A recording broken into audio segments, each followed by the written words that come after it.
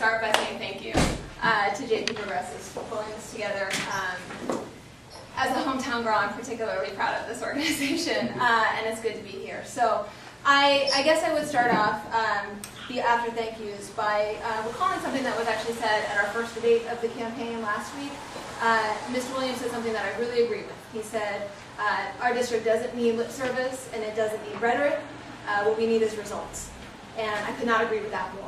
And so what I'm here to do tonight is really report back on the nuts and bolts, try not to be fancy, but just what have we gotten done in the first term so far, and building on that, what do we want to get done in the second term. But I am very proud of the work that we have accomplished together in the first term, and to come back and be able to report to you some very concrete results, and things that are really going to change people's lives for the better, even despite the economic crisis that we've been facing over the last 2 years.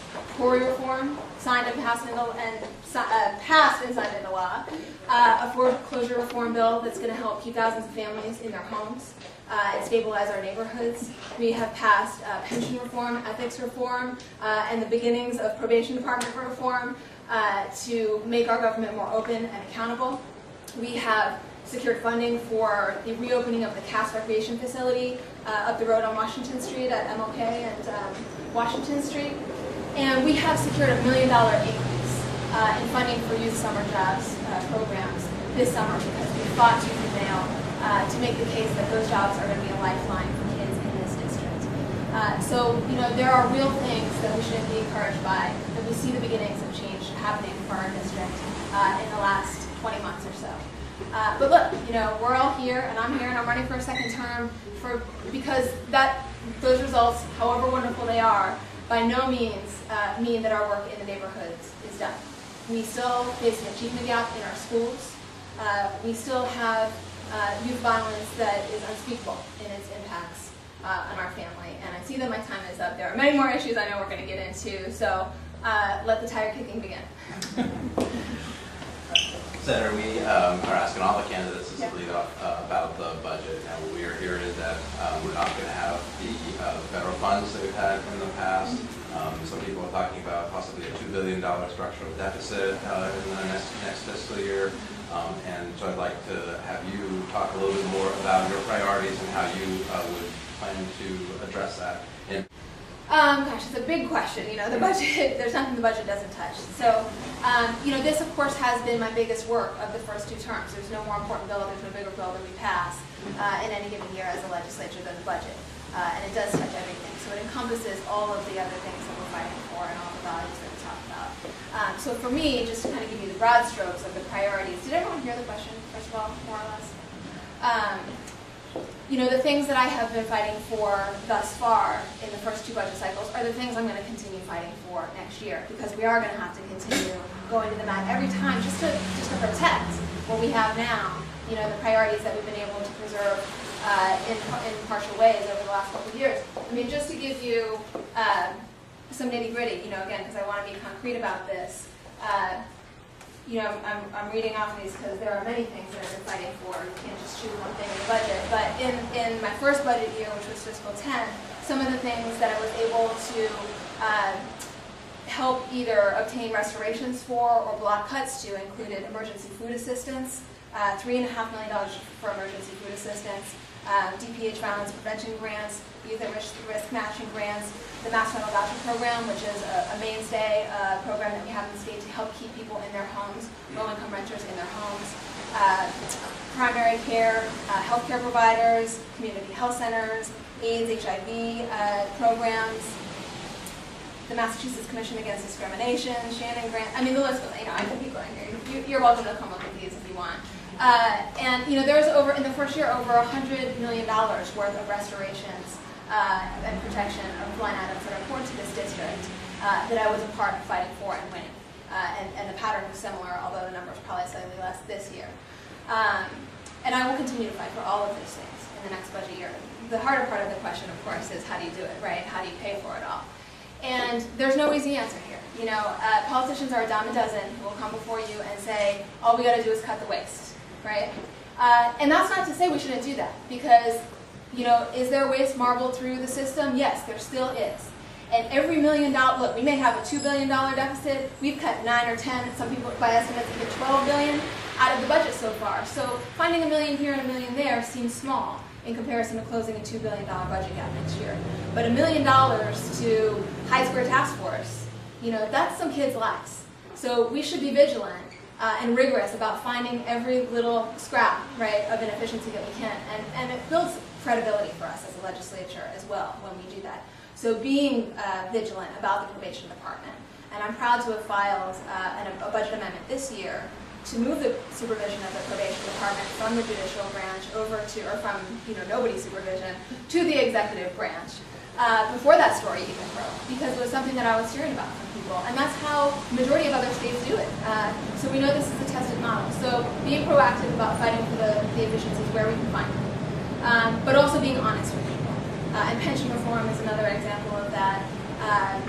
And even sharing the pain ourselves. In the legislature, we've absorbed a 20% cut to our internal budget over the last few years, and we should continue to do that. And look, I hate it because it means I can't deliver as good service to my constituents because I have a smaller staff now. And you guys have to wait longer for responses on how I'm voting on things.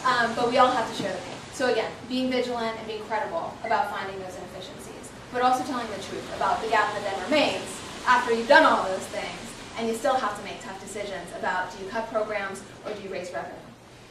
And look, I did not imagine I was going to pick the fight in my first term as a freshman senator to talk about the revenue side of the ledger, right? This is the political third rail, other than Social Security, which that's federal. So this is our state level third rail. But you got to tell the truth to people, particularly when we are in the kind of moral decision making that we are in these budget crises. And so I came out and said, look, I don't want to raise anyone's taxes. I don't like doing this. But is it better than decimating our human service safety net? Yes, it is. And is it better than cutting health care access for the most vulnerable people in our state? Yes, it is. And I will continue to tell the truth about that. And I will also continue to tell the truth about nerdy things that people kind of, eyes glaze over when you talk about them, but they're important for us to talk about. Things like, well, if we're going to do revenue reform, what kind of revenue reform, right? Not all forms of tax policy are equal. And that's why I stood up and said, look, we're about to raise the sales tax in this state in my first budget year. And that's a tax that really falls disproportionately on the poor. And if we're going to talk about raising taxes, let's talk about doing it in a way that's more progressive and that asks more people who have the ability to pay and that recognizes the difference between someone who's unemployed or has lost, been laid off and someone who still has their job. And there are other tax policy instruments that we can look at to do that, whether it's the income tax, whether it's the capital gains, whether it's dividends and interest, whether it's the corporate tax rate. So there are all of these tools in our toolbox, and we got to get savvy about looking at how are these different options going to affect different groups of people, and how can we build a tax code that is fair and that is adequate for doing the things that we say we believe in as a state, and that asks everyone to pay a fair share. Can you touch on the infrastructure thing? Yes, I'm sorry, I forgot about that. My long-winded politician answer. The infrastructure, look, infrastructure covers a lot of things in our state. That could be roads and bridges, it could be our water systems, it could be our education system, which personally I would put in under the category of infrastructure. That's human resources infrastructure. I would not entertain a cut to our education system. I just want to clarify that. There's a difference also between, and I think this is where, on the question that it was written, it became flexible for me because you mentioned not, I think, just maintenance, but improvements. And I think, when it comes to making these difficult decisions, we need to prioritize maintenance over expansion, right? We need to make sure that we are operating our current systems in a state of good repair. The T, for example, is a good example of this. I think that we need to look at keeping T fares affordable and keeping our system safe and operating and delivering the service that we already promised to people before we start spending additionally on expansion projects. Obviously, there's some things that are under legal agreement that we are legally obligated to do as a state, but we've got to manage our system correctly before we start building more of it. Well, I'm sure that you think that the casino gambling issue has been beaten to death over the last number of months. Apparently not. Yeah, apparently not. The unions are for it. There are apparently, they're talking about 15,000 jobs. People talk about $1 billion going to Connecticut. You've been pretty active in your opposition. Can you talk a little bit about why and maybe a little bit about whether it's more of a moral issue or an economic issue. Yeah, and look, it's an important issue to talk about. I mean, we have spent a lot of time in the legislature and in the public arena talking about it, but I understand, I really do, and respect the reasons that motivate people who are really passionate about bringing casinos to the state, aside from, potential casino owners. But from the union side of things, I mean, there is, 20, 30, 40, 50, 60% unemployment in some of these building trades. And these are people who are fighting for their families, sustenance. So I understand that. Even though I don't agree in the end with the position, I understand the passion and the need to keep fighting for the issue. I am not a supporter of expanding gambling in the state for several reasons. There's one that is, even if there were no other reasons, this would be enough for me. And that is that, well, let me back up. There's two reasons why people talk about we want to bring casinos to the state, right? One is for jobs, and the other is to bring revenue into the state to help plug this, this crisis and to plug the hole. So you got to look at, sort of break down both of those arguments. On the jobs front, look, I'm not going to lie, it would bring jobs to the state. Is it going to bring jobs in time to help us during this while we recover from this recession? I don't believe it will. I think this is a desperation move that we're making now for results that we're not going to get at a time during the time frame that we need them the most, and that's causing us to make this decision. I'm not convinced that there are going to be jobs so much for people in this district. If you have a quarry, you're not going to be working in a casino. Which is not to say that everyone in our district has a quarry, but for a large percentage of folks in our district who are in need of jobs, that's going to be an obstacle, even with quarry reform.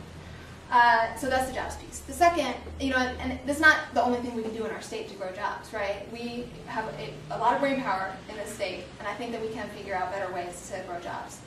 So that's jobs. The other piece is revenue. And I fundamentally, philosophically believe that it is the wrong direction for our state to go in, to be putting more of our tax burden and tax responsibility onto the poorest families in our state. And people should be very clear about this, that casinos are a fancy way of instituting another tax on the poor. We know that disproportionately the revenue that is coming into casinos is coming from poor and working families, right out of their paychecks. And that, is a form of taxation. And I just believe it's wrong for us as a state to say to one another that, instead of paying my fair share of the things that we do together, instead of paying it myself, I'm going to fool my neighbor into thinking that he's going to get rich quick and he's going to pay my taxes for me. I think that is not the right direction for us to head. So it's a regressive tax, it's a tax on the poor, and I oppose it because of that. I also think that the projection, so that's number one, right? On top of that, I think that the projections about how much money it's going to raise, how many jobs it's going to produce, particularly how much money it's going to raise, are grossly overestimated. And even if they weren't for now, we always know that the deal changes, right? The way that the numbers are set up now are based on the rules that we're putting in place for casinos now. And nearly every other state that we've looked at that has brought in casinos, they set them up, they bring them in under one set of rules and commitments to the state. And within a few months, sometimes weeks, sometimes hours, and sometimes years, the rules change, right? Once the industry gets a foothold in the state, they come back and say, well, we need you to change this provision. We need you to get rid of the smoking ban. We need you to get rid of the no alcohol after such and such an hour provision, because we just can't be competitive if you force us to follow those rules. And so all of the beautiful parameters that we set up in order to make it palatable fall away. And then that also means that the revenue projections change. I think we should answer the next one. Sorry. No, that's okay. Exactly. So we have time to get some slides. Yeah.